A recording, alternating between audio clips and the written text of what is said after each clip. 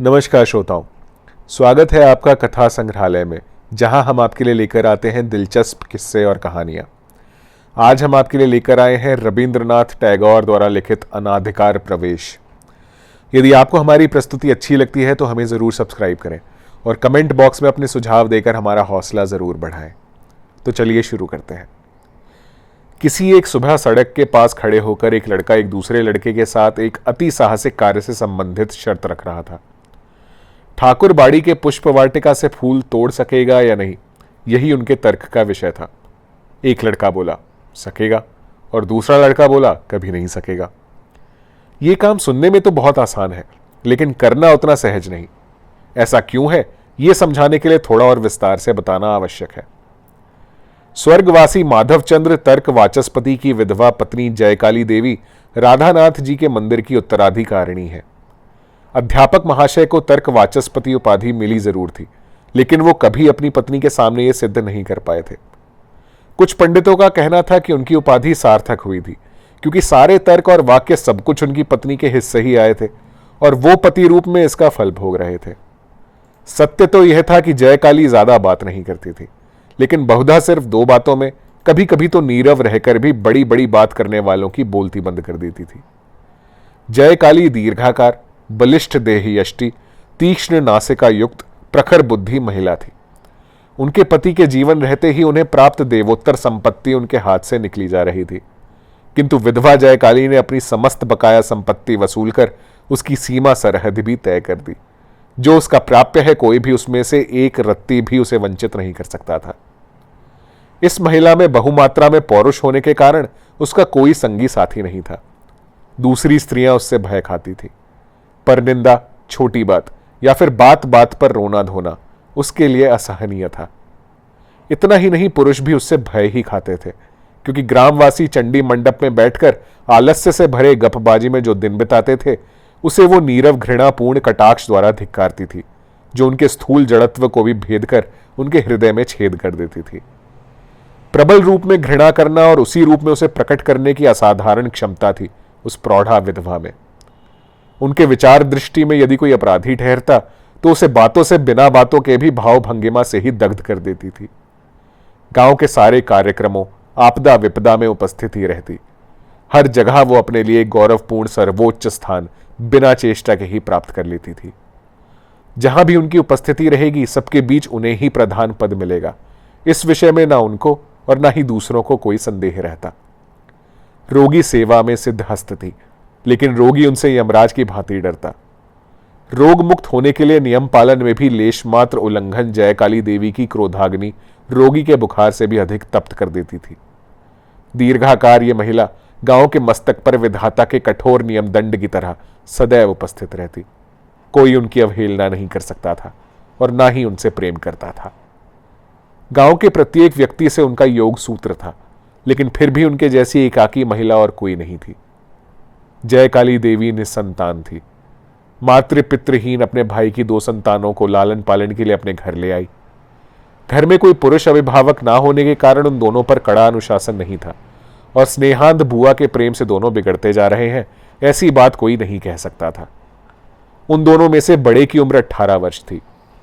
कभी कभी उसके विवाह के प्रस्ताव भी आने लगे थे, और परिणय सूत्र में बंधने के प्रति उस किशोर का मन भी कदाचित उदासीन नहीं था, लेकिन उसकी बुआ ने सुख वासना को एक दिन के लिए भी प्रश्रय नहीं दिया। अन्य महिलाओं की भांति किशोर नवदंपति के नव प्रेमोदगम दृश्य उनकी कल्पना में बहुत उपभोग्य, मनोरम जैसा कुछ नहीं था। और उनका भतीजा विवाह कर दूसरे पुरुषों की तरह दिन भर घर में पड़े रहकर पत्नी के प्रेम आह्लाद में खा पी कर मोटा होता रहे, ये संभावना उनके सम्मुख असंभव प्रतीत होती थी। वो बहुत कड़े शब्दों में कहती, पुलेन पहले उपार्जन करना शुरू करे, उसके बाद ही बहू घर आएगी। बुआ के इतने कठोर वाक्य सुन आगंतुकों का हृदय फट जाता। ठाकुरबाड़ी मंदिर जयकाली देवी के लिए सर्व प्रमुख और यत्नशील धन था। भगवान के शयन, स्नान, आहार में तिल मात्र की त्रुटि भी असहनीय थी। पुजारी ब्राह्मण भी अपने दो देवताओं की अपेक्षा इस मानवी से सबसे ज्यादा भय खाते थे। पहले एक समय था जब स्वयं देवता के नाम से निकला हिस्सा भी उन्हें पूरा नहीं मिलता था। कारण पुजारी ब्राह्मण की एक और पूजक मूर्ति गोपनीय मंदिर में थी। उसका नाम निस्तारिणी था। छुपाकर घी, दूध, छेना, मैदा, नैवेद्य स्वर्ग और नरक में बराबर बांट दिया करता था। लेकिन आजकल जयकाली के सामने देवता को उनके हिस्से का 16 आना पूरा ही भोग चढ़ा दिया जाता है। उपदेवता को जीविका के लिए अब अन्यत्र उपाय देखना पड़ रहा है। जयकाली की सेवा और यत्न से मंदिर प्रांगण साफ सुथरा झकझक करता है, कहीं एक तिनका भी पड़ा नहीं रहता। प्रांगण के पार्श्व में माधवी लता उगाई है। उसके यदि एक भी सूखा पत्ता गिरे तो जयकाली तुरंत उसे उठाकर बाहर फेंक देती है। मंदिर की परिपाटी, शुद्धता और पवित्रता में लेश मात्र भी व्यवधान होने पर जयकाली देवी उसे सहन नहीं कर पाती थी। पहले गांव के लड़के छुपा छिपी खेलते हुए इसी प्रांगण में आश्रय लेते थे, लेकिन अब यह सुयोग संभव नहीं। पर्व उत्सव के अतिरिक्त मंदिर प्रांगण में उधम मचाने की अनुमति किसी को नहीं।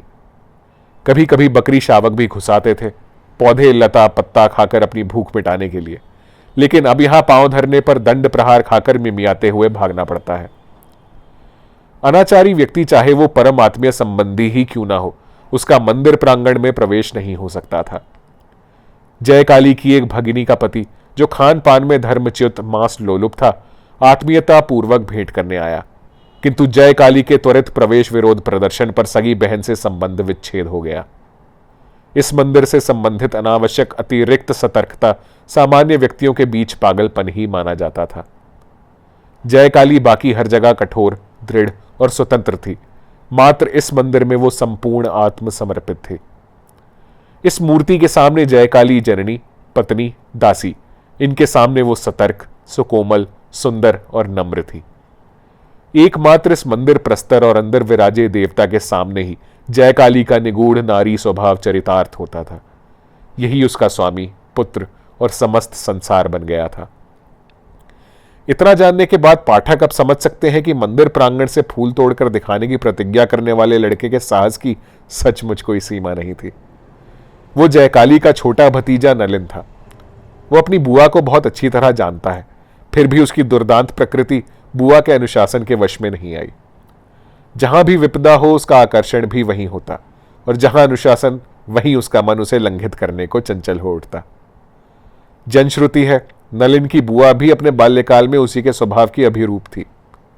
जयकाली उस समय मातृ स्नेह मिश्रित भक्ति भाव सहित देवता की ओर दृष्टि टिकाए दालान में बैठकर माला जाप कर रही थी। लड़का दबे पांव चुपचाप पीछे से आकर माधवी लता के नीचे खड़ा हो गया। देखा निचली शाखाओं के फूल देवता को चढ़ाने के लिए तोड़ लिए गए हैं। तब बहुत ही धीरे धीरे सावधानी से मंच पर चढ़ गया। ऊंची डाल पर छोटी छोटी कलियां लगी हुई थी। उन्हें ही तोड़ने के लिए उसने अपने शरीर और बाहों को ऊपर उठाना शुरू ही किया था कि जीर्ण मंच मचमच की आवाज के साथ टूटकर टुकड़े हो गया। मंच से झूलती लताएं और नलिन दोनों ही एक साथ भूमि सात हो गए। जयकाली दौड़ कर आई और अपने भतीजे के कांड की दर्शक बनी। जोर से उसकी बाह पकड़कर उसे जमीन से उठाया। नलिन को काफी चोट आई थी, लेकिन उन चोटों को पर्याप्त सजा नहीं कहा जा सकता, क्योंकि वो अज्ञात ही मिल जाता है, ऐसा जयकाली देवी का विचार था। इसलिए उस चोटिल लड़के पर बुआ की कठोर मुष्टि का प्रहार भी पड़ने लगा। लड़के की आंख से एक बूंद आंसू नहीं टपका।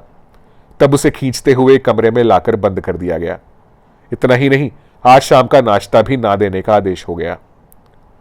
खाना बंद होने का आदेश सुन दासी लीलामती छलछलाती आंखों के साथ बच्चे को क्षमा कर देने का अनुरोध करने लगी, किंतु जयकाली का मन नहीं पसीजा। उस घर में ऐसा कोई दुस्साहसी नहीं था जो ब्राह्मणी के आदेश की अवमानना कर उस भूखे बच्चे को कुछ भी छुपा कर खिला सके। जयकाली नया मंच बनाने का आदेश दे पुनः माला जाप करने दालान में आकर बैठ गई। कुछ देर बाद लीलामती पुनः उपस्थित हुई। बोली, लड़का भूख से रो रहा है, उसे कुछ खाने के लिए दे दूं? अविचलित एक शब्द में उत्तर मिला, नहीं।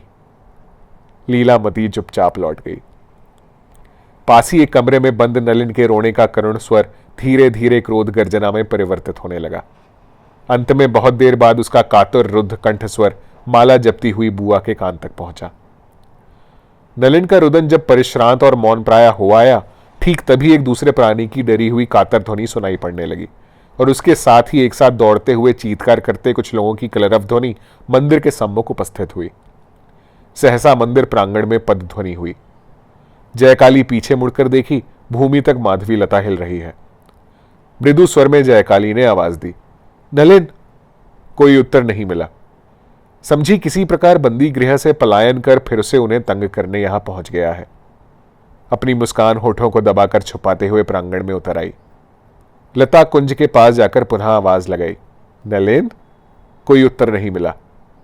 एक शाखा हटाकर जयकाली ने देखा, एक शूकर प्राण भय से आक्रांत हो घने लता कुंज में आश्रय लेकर छुपा है। जो लता कुंज इष्ट देवता के वृंदावन का प्रतिरूप, जिसकी खिली हुई कलियों की सुगंध गोपियों के श्वास सुरभि की याद दिलाती है और कालिंदी तट के सुख विहार सौंदर्य स्वप्न को जागृत करती है, जयकाली के प्राणों से भी अधिक यत्न से पवित्र बनाए रखे इस नंदन भूमि पर अकस्मात ऐसी विभत्स घटना घट गई। पुजारी लाठी हाथ में ले दौड़ आया। जयकाली तुरंत ही अग्रसर होकर उसे रोक दिया और द्रुत गति से मंदिर का मुख्य द्वार अंदर से बंद कर दिया। सुरापान से उन्मत्त डोम दल मंदिर द्वार पर आकर चिल्लाने लगे, उन्हें उनका बलि पशु वापस चाहिए। जयकाली बंद द्वार के पीछे से ही चिल्लाकर बोली, जाओ, यहां से भाग जाओ, मेरा मंदिर अपवित्र मत करो।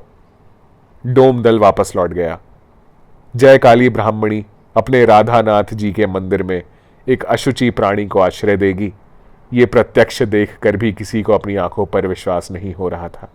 इस सामान्य सी एक घटना ने अखिल जगत के महादेवता को भले ही परम प्रसन्न किया होगा, किंतु समाज नामधारी अति क्षुद्र देवता बहुत क्षुब्ध हो गए। तो ये थी आज की कहानी। उम्मीद है आपको अच्छी लगी होगी। यदि आपको हमारी प्रस्तुति अच्छी लगी तो हमें जरूर सब्सक्राइब करें और कमेंट बॉक्स में अपने सुझाव देकर हमारा हौसला जरूर बढ़ाएं। ऐसी ही एक और दिलचस्प कहानी के साथ आपके सामने फिर प्रस्तुत होंगे। तब तक के लिए नमस्कार।